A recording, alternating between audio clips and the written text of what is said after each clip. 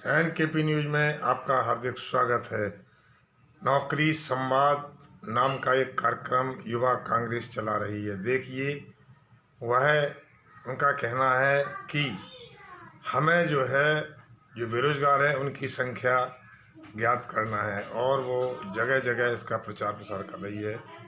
उनके पदाधिकारियों ने ये जानकारी एक स्थानीय होटल में दी है। देखिए ये रिपोर्ट। साल में सबसे ज्यादा थी संसद में, वो रिपोर्ट जो है वो पेश हो रही थी।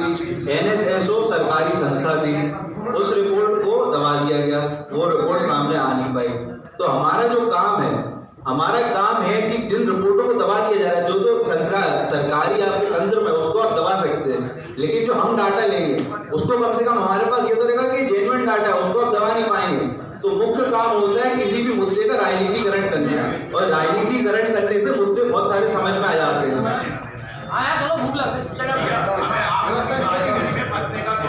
बंद हुए उद्योग, जिसमें चीनी मिल है, पेपर मिल है, चमड़े का उद्योग है, कपड़ा उद्योग है, आबकारी विभाग है।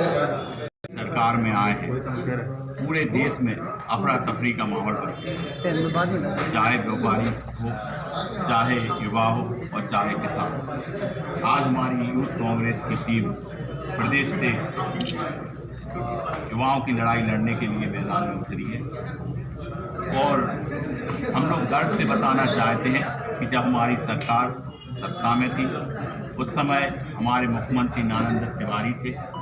उन्होंने युवाओं को रोजगार देने के लिए लड़ाई लड़ी और युवाओं को रोजगार देने के लिए सूती मिल और कई गन्ना मिलें लगवाई, लेकिन हमारी सरकार के जाते ही उनकी उपेक्षा हुई और उन मिल पे ताला डल गया। ये कोई मैं बहुत बाहर की बात नहीं कर रहा हूँ, मैं आपके झांसी की ही बात कर रहा हूँ। सूती मिल में ताला लटकता हुआ आप सबको दिख जाएगा। उसके तहत कई लोग बेरोजगार हुए। सरकार ने कहा अभी बेरोजगारी से निपटने के लिए आपने क्या निर्णय को बताइए। सरकार ने कहा कि हम लोग 2 करोड़ लोगों को रोजगार देंगे प्रति वर्ष, लेकिन आप देखिए जब जीएसटी लागू हुई 36 लाख लोगों के रोजगार गए। कोरोना काल में लगभग 1 करोड़ से ऊपर लोगों के रोजगार गए। हम जिस गली में जाते हैं उस गली में हमें बेरोजगारों की लंबी संख्या दिखती है। हम आंकड़ों की बाजीगरी में फंसना नहीं चाहते। हम चाहते हैं कि हमारे युवाओं को रोजगार मिले। जो लोग बेरोजगार हैं उनका हम इस स्थान के माध्यम से एक आंकड़ा इकट्ठा करेंगे और इन युवाओं के लिए हम लोगों से जो बन पड़ेगा हम उन्हें बताएंगे कि हम उनके लिए, हमारी सरकार जब थी तब भी व्यवस्था करी थी, आगामी हमारी सरकार आएगी तो हम लोग रोजगार के नए नए अवसर खोलेंगे। आप देख रहे हैं, देखिए हम सबको विदित है कि जब हमारी सरकार थी तो हम लोग सिर्फ प्रॉफिट के लिए, लाभ के लिए हम वो नहीं खोलते थे उद्योग धंधे। हमारी सरकार सिर्फ रोजगार देने के लिए धंधे खोलती थी। आज की सरकार हर व्यक्ति को, किसान को आतंकवादी समझ रही है, आम व्यापारी को चोर समझ रही है। उनकी दृष्टि में आम नागरिक का कोई सम्मान नहीं है। हर व्यक्ति के ऊपर कोई ना कोई आरोप लगाने के लिए सरकार बैठी है। आज आप जैसा कि देख रहे हैं कि कल एक ट्वीट हुई रेहाना की, उसमें उसको लेकर पूरा बवाल मचा था।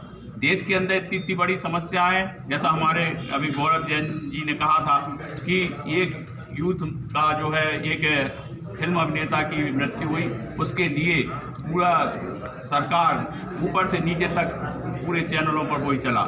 लेकिन आज जो हमारे किसान हैं लगातार मर रहे हैं। जब सुबह होती है तो कोई टेंट के अंदर पड़ा मिलता है तो कोई ट्रॉली के ऊपर पड़ा मिलता है।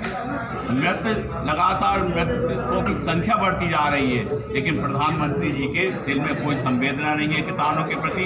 जबकि आपको मालूम हो कि जिस तरह से विकास दर गिर रही थी उसको थामने का काम यदि किसी सेक्टर ने किया था तो वो कृषि सेक्टर ने किया था।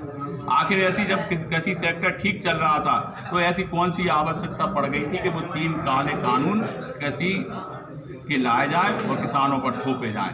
किसानों को उन कानून की आवश्यकता नहीं है। वो कह रहा है कि हमें बिना कानून के ही हम ठीक हैं, हमें केवल आप न्यूनतम समर्थन मूल्य की गारंटी दीजिए जिसकी वजह से हमारा काम चले। लेकिन आप देख रहे हैं कि न्यूनतम समर्थन के मूल्य की गारंटी पर सरकार दाएं बाएं हो जाती है और अब सरकार और किसान के बीच केवल लड़ाई नहीं रह गई। इस देश का 80% लोग किसान हैं और वो किसानों की समस्या अब आम आदमी की समस्या बन गई, वो युवाओं की समस्या बन गई, पूरे देश की समस्या बन गई। और सबसे ज़्यादा दुर्भाग्य का विषय ये है कि आज उसमें विदेशी लोग, अंतर्राष्ट्रीय स्तर पर लोग देख देख कर ट्वीट करने लगे। हमारी देश की समस्या बहुत आसानी से हल हो सकती थी, लेकिन मौजूदा सरकार की हठधर्मी की वजह से वो समस्या हल नहीं हुई। युवाओं को ये फॉर्म कहाँ से उपलब्ध होगा, किस तरीके से? देखिए, हमारे यूथ हर गांव में जाएंगे, गांव-गांव जाकर चौपाल लगाएंगे, लोगों से मिलेंगे।